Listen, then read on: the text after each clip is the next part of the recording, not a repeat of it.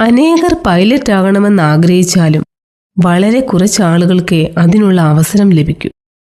ഇങ്ങനെ അവസരം ലഭിച്ച ഒരു പൈലറ്റ് ഇപ്രകാരം പറയുകയുണ്ടായി: പൈലറ്റ് ആകുന്നവർ പഠിക്കുന്ന ആദ്യത്തെ പാഠം എന്താണെന്ന് വെച്ചാൽ, ഏത് ദിശയിലാണോ കാറ്റടിക്കുന്നത് ആ ദിശയിലായിരിക്കണം വിമാനത്തിന്റെ മുൻഭാഗം. അപ്പോൾ എതിർത്തു വരുന്ന കാറ്റിന് വിമാനത്തിന്റെ ചിറകുകൾക്ക് അടിയിൽ ചെന്ന് സുഖമായി വിമാനം മുകളിലേക്ക് പറത്തുവാൻ സഹായിക്കും.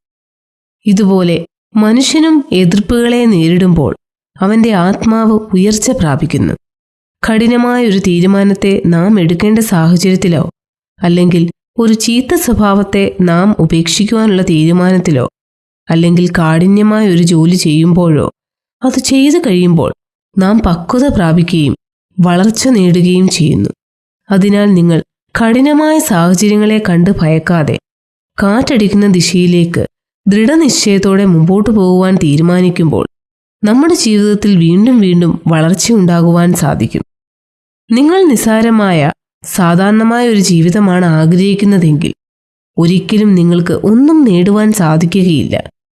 എങ്ങനെ കാറ്റിന് എതിർദിശയിൽ പറക്കുന്ന വിമാനം ഉയരെ ചെല്ലുന്നതുപോലെ കഠിനമായ സാഹചര്യങ്ങളെ നാം നേരിടുമ്പോൾ നമുക്ക് ചിന്തിക്കുവാൻ പോലും കഴിയാത്ത ഉയർച്ചയിലേക്ക് നാം എത്തിച്ചേരും എന്നതിൽ സംശയമില്ല.